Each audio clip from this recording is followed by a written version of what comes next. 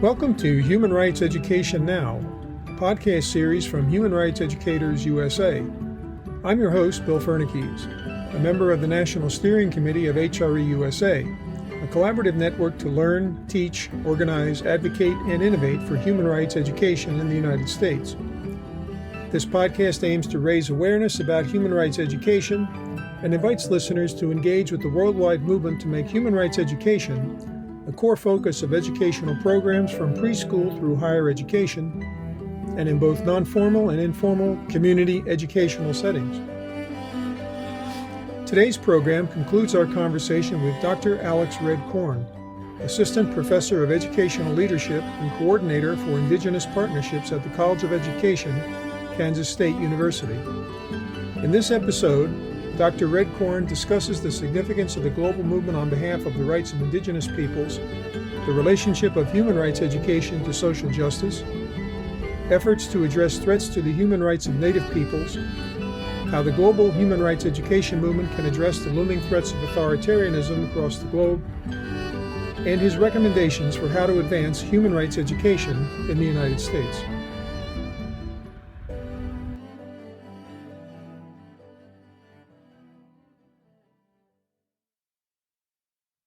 So are there other programs that you know of that are modeled after your own?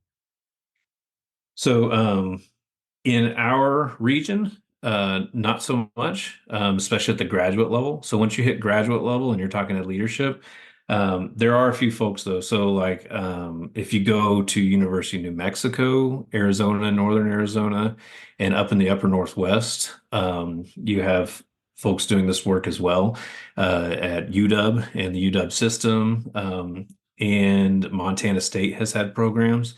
And so you can go down to the Southwest, up to the Northwest, and over to the Great Lakes, and you will get pockets of folks doing this work because those are also kind of known regions for tribes. And so, but really when you get on the plains and you go into the Southern Plains, there isn't a lot of graduate level ed leadership Indian focus, except for a cluster full of folks doing the work, but not necessarily institutions that have built a lot around it, if that makes sense. Yeah, it's Or at interesting. least in a sustained ongoing way. I think I should also add that. Yeah, I mean, it's interesting because I think, particularly for people like myself who live on the East Coast, most people I've encountered think that, oh, American Indians, they live out west, but they don't really understand that there are huge numbers of Native Americans from the Mississippi River to the Atlantic Ocean. Yeah. And you wonder if what you're talking about, at least I do, wouldn't be very valuable to have in states like New York and North Carolina and places like that. Yeah, and so for example, North Carolina has a strong Indian population, and then the South. Now we could get into the politics. Actually, I should probably say we don't want to get into the politics right now of federally recognized tribes versus state recognized tribes. It's kind of a hot button issue right now. But in the South, there are a lot of state recognized tribes, and in North Carolina, there are tribes. Virginia has the latest batch of federal recognized tribes. And so a lot of people think, oh, this is a foreign thing to us. They're on the other side of the Mississippi because they were removed that way. Well, not necessarily. And so they're a very common question that's easy for anybody, especially in the states that are less known for having Indians in it. Just ask people how many federally recognized tribes or how many tribes are in our state right now. And most people won't be able to answer. And so just bridging that gap and letting them know they are a thing. And then what happens is the conversation turns to, well, are the people graduating high school in our state, are they ready to be citizens or co-citizens with these people, with these Native nations and their citizenship? If they become director or if they become an employee in the Department of Transportation, do they know that if we're crossing certain territories that there's certain laws and policies where the tribe has certain jurisdiction over federal trust lands? Do they know that when they start plowing to take over, or plowing to not take over. Well, that's kind of a thing, but plowing to set up a new building or build a new building and pour foundation, they come across some remains. Do they know that there are federal laws that are tied to Native American graves and repatriation? Do they know that there need to be consultations with tribal nations for a variety of things, from social services um, to education? ESSA, the Every Student Succeeds Act, has mandatory consultations and has consultation policies all riddled throughout it, through all kinds of the titles. So even our principals and superintendents, do they know that what tribal consultation means when they are doing their Title I program and things like that, or their Title VI program? Do they have a Title VI program? So anyway, it shows itself in all kinds of professional ways, even from like high school diploma or trade school type professions to higher ed graduate level type professions. So, but yeah, there's a lot of invisibility there, and pushing past that is really one of the biggest goals. Right. I mean, I can think of on the East Coast. I mean, fishing rights, for example, and Mm. those are particularly, in Massachusetts, Rhode Island, and places like that. This has been a major issue of contention, and if people were better informed, as you're talking about, then maybe these issues wouldn't be as conflict ridden. Yeah, that's a great point, because that turns into that evolves into racist narratives. So uninformed and, like, truly at its core, ignorance about the fundamentals of tribal sovereignty and what it stems from like a governmental standpoint. And you can go back to treaties that were signed. Um, Ignorance of the federal policy and tribal sovereignty and things like that starts to translate into, well, that happened a long time ago. Why do these people have these special rights? And it's framed as like special rights. Well, if you go back and you start looking at treaty agreements and how treaties were signed, those people would hopefully recognize that the land they're sitting on was taken, and the only thing that they had um, left to bargain for were some of these other things. And so treaties were signed and agreements were made, and they said, okay, now we have a legal agreement. And so that legal agreement still holds. And people, well, that happened a long time ago. And I always like to point out, well, most of the treaties are younger than the Constitution. Mm. So if you still believe in the Constitution as a legal document, then this is younger than that. So the Constitution's old news too, but people still tend to believe in it. And so really connecting those dots for people and letting them realize, like, these are government to government contracts that were made a long time ago. And they said in that contract, you guys have exclusive fishing rights, or you guys have these rights to this area, and we're going to go ahead and take the rest of your land. And then we're going to take that land and then we're going to give it to that university down the road. And then they can use the proceeds of that land to create an endowment. And they're benefiting from that transaction still. But that transaction's still a legal agreement that was made long ago. So, thinking about this in the global context, how does the work you're doing dealing with human rights and educating about Native Americans sort of connect to the broad focus on indigenous rights worldwide, like in the United Nations? So what opened my eyes, and I knew about this. I was a social studies teacher. I taught world geography. That was the main thing I taught. But teaching ninth grade world geography and orienting yourself to a ninth grade world geography conversation is different than all of a sudden seeing and experiencing and networking with an international field of Indigenous studies. So Indigenous studies is plain and simple the same thing that happened everywhere, like the same thing that happened here, Britain, France, Spain, came, took over, conquest, happened in all these other continents.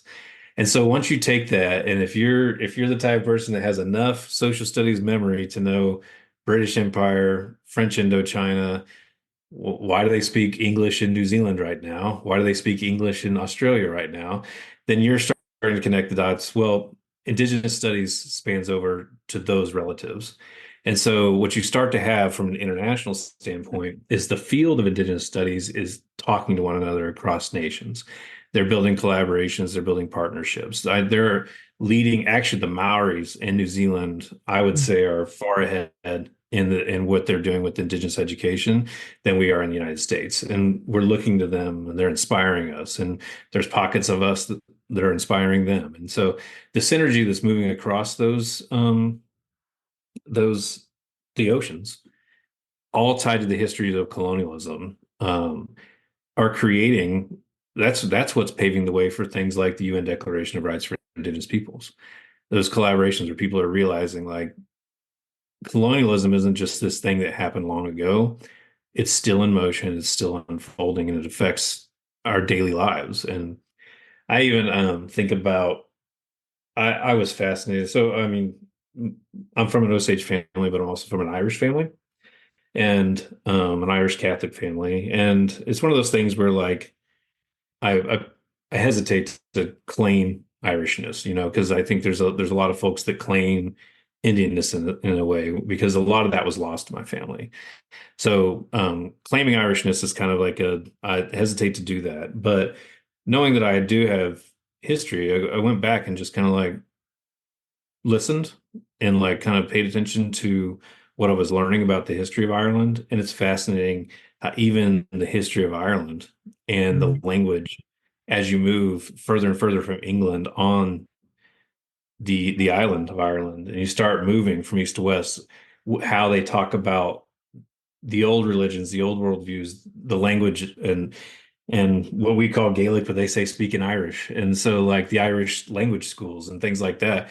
And I thought it was kind of fascinating because that power dynamic of colonialism is really the unifying conversation where it just you can find these really parallel stories in all kinds of places. And it usually has something to do with power, privilege, colonialism, conquest, and the decimation of one group's human rights over the amplification of another's.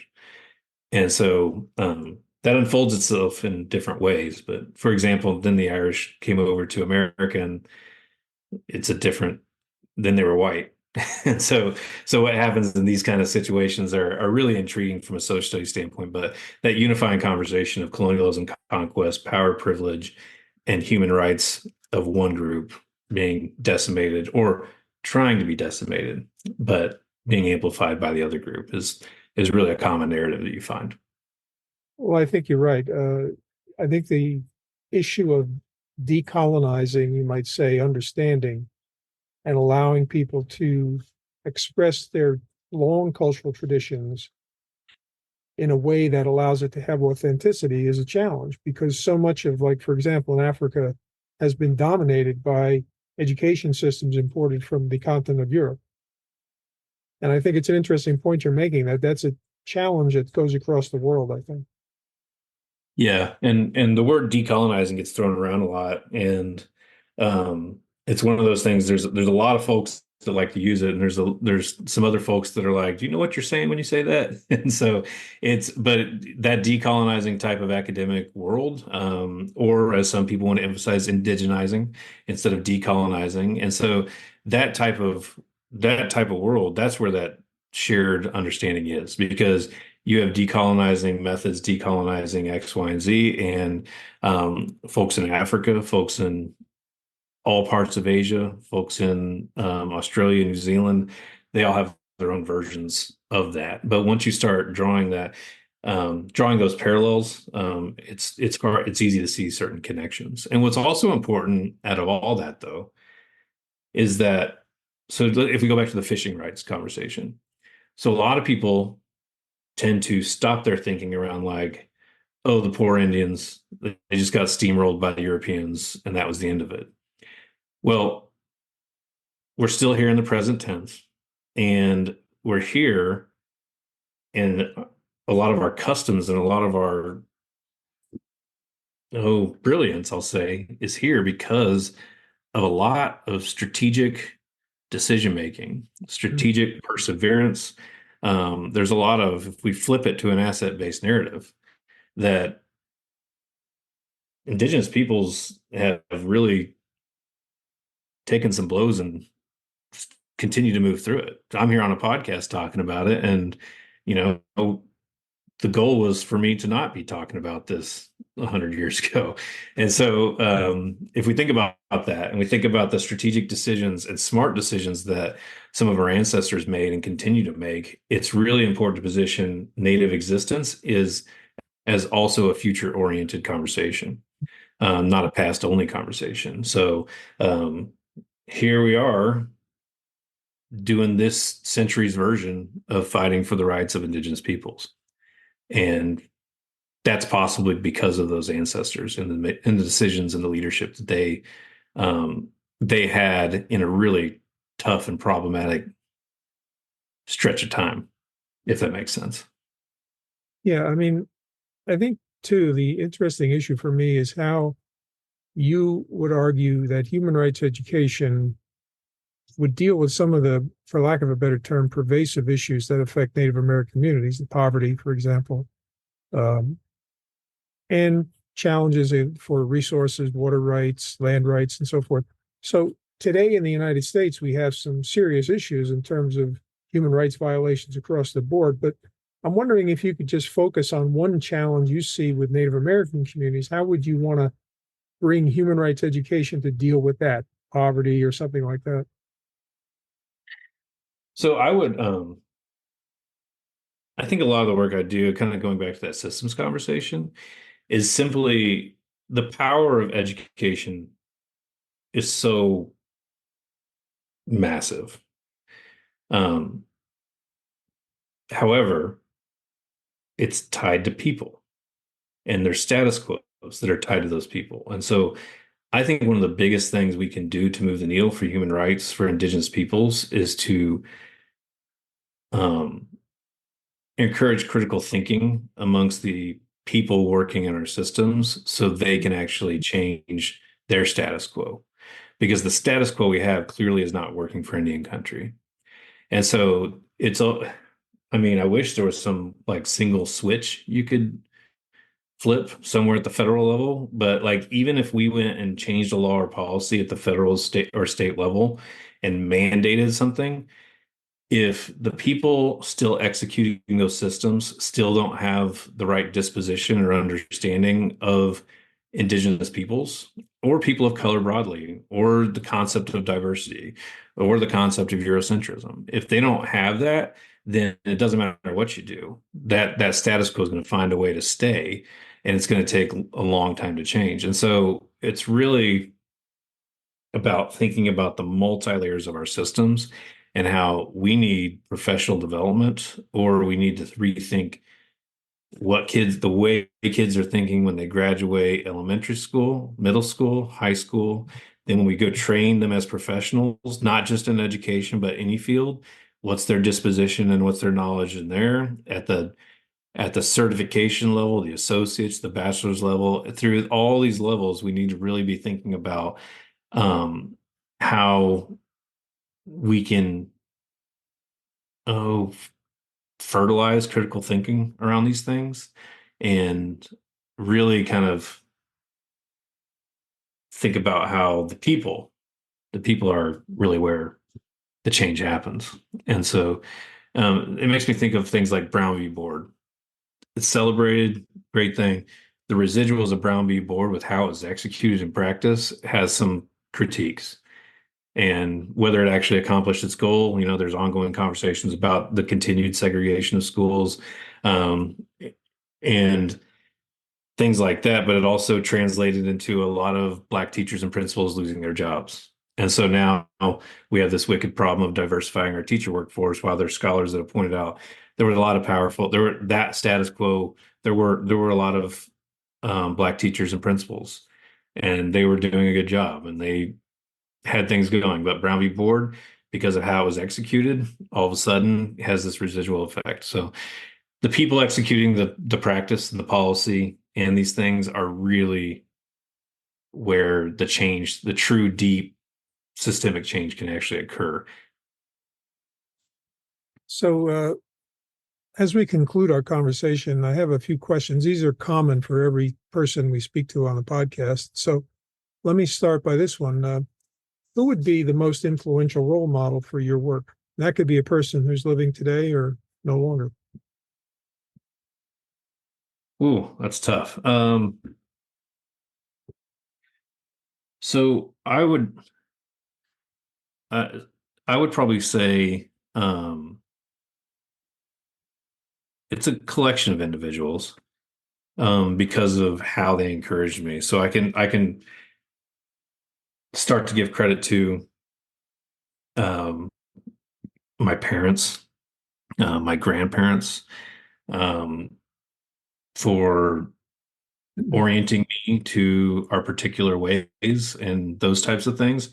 But what that translated to over time was also encouragement from my wife and my in-laws on um, how to translate those passions of mine and those identify or those that cultural identification of mine, into something. And then you also have people like Cornell Peabody and Quentin Romanos, who I would call some of my elders in the education and academic systems. I went through all of my schooling. I never had a native teacher, except I had one professor, Dr. Cornell Peabody, who was native, that sponsored our First Nation Student Association at the University of Kansas when I was an undergrad. And that was a critical moment is if I didn't have that kind of orbit within an educational system to kind of pull me back, for me, it was always separate. There was like the Osage stuff you do over here, and then there's the school stuff you do. And so those things weren't overlapping in my upbringing. So um, I've found continued inspiration by leaders like Cornell Peabody and his fearlessness to push back against systems and work against systems. And so, yeah.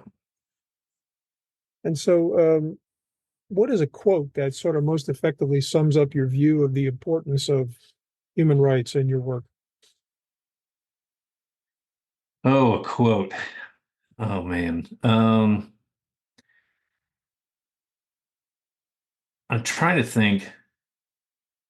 Actually, I'm gonna use a one of my favorite Ed leadership quotes. It's not even like an indigenous specific quote.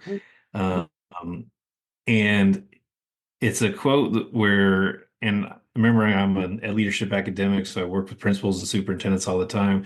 And one that always sticks with me is culture eats strategy for lunch. And the idea that the culture of the institution, the norms of what is acceptable, the status quo of what is unspoken in an institution and how people treat one another and how people operate with one another. So it's an institutional culture thing. So it goes back to my emphasis on like the development of humans and the professional development and their dispositions and their knowledge and their perspective that they have.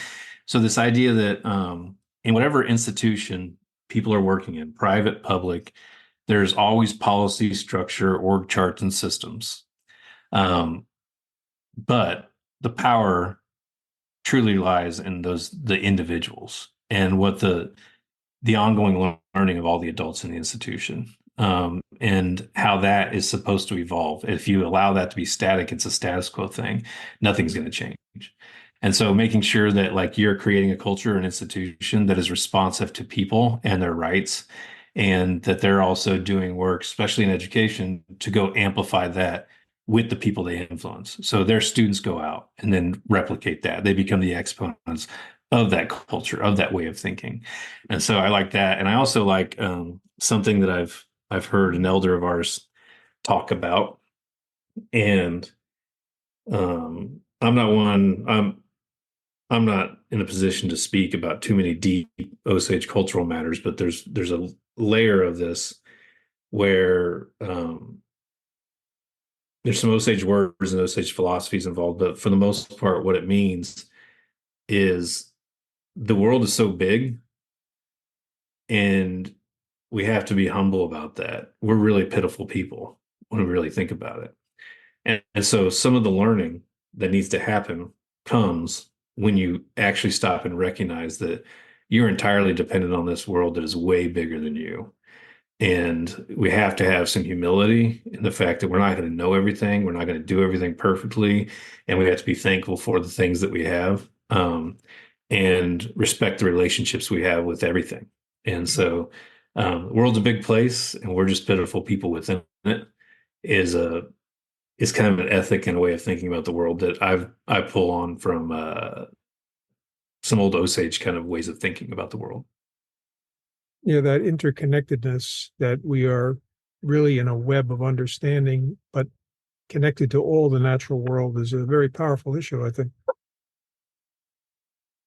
Yeah, agreed. And basically, it's um, it's nice to have that camaraderie.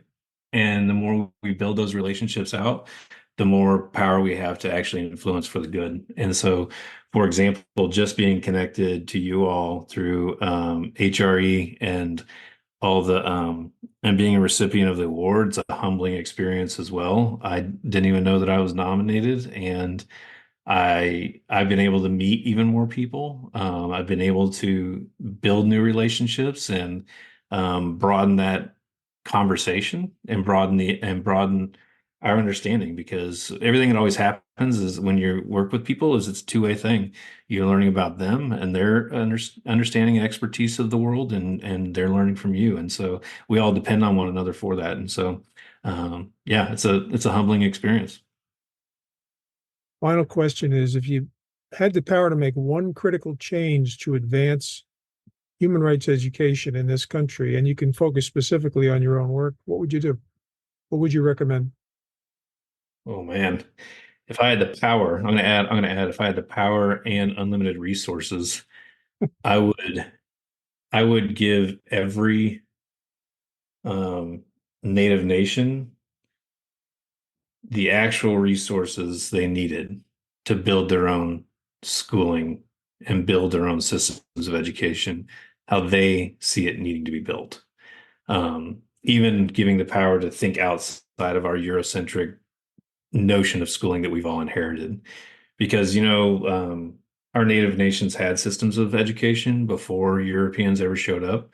They may not have been brick and mortar schools with desks in a classroom, but they were systems of education that prepared people for life in that community and in that society. And so, if I could wave a magic wand, each native nation would have their own school system and people knowledgeable on how to execute it in their own way, in their own worldview. And the school culture of each of those institutions would match the cultural traditions of that nation, and not just think about native culture as something that needs to be in scope and sequence curriculum. Mm. Thinking about how the culture of a school is the culture that emulates the community. It should mirror the community. It's not like, okay, here's our school and let's put culture as a topic in the classroom. It's how you're greeted when you walk in beginning of the day. It's how you treat one another. It's the expectations. It's the community commitment. All those things are things that would be in those schools, and that would be a dream. And it's all possible, but it need a lot of time, energy, and resources. And so that's kind of what I would want, especially as we move towards like the goals of the UN Declaration of Rights, those types of things. Well, I think today's conversation is going to be not only enlightening, but in many ways, a tremendous addition to what we've been doing on this podcast, because you're the first Native American voice we've had. And I think it's a very important one, and we haven't heard it until now. Well, I appreciate it, and I appreciate everything HRE USA has done, and the award and the responsibility to carry on those legacies. And yeah, webinar. Thank you very much. Appreciate it. Well, it's been my pleasure, Alex, and we wish you a good day. Thank you. Thanks for listening to Human Rights Education Now. You can find additional information about this podcast series at www.hreusa.org. Each episode is available on the HRE USA podcast page, Spotify, Apple Podcasts, YouTube, Pocket Casts, Player FM, and Deezer.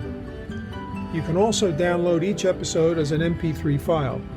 If you have questions or comments about this podcast, send them to Christy@hreusa.org or KRISTI@hreusa.org. Our podcast team includes producer and editor Bill Fernikes, executive producer Christy Redelius Palmer, editor Elizabeth Schwab, sound designer and project manager Sabrina Sanchez, communications and public outreach coordinator Jessica Terbruggen, and production coordinator Jasmine Chizu Gota. Human Rights Education Now is a production of Human Rights Educators USA, a project of the Center for Transformative Action in Ithaca, New York.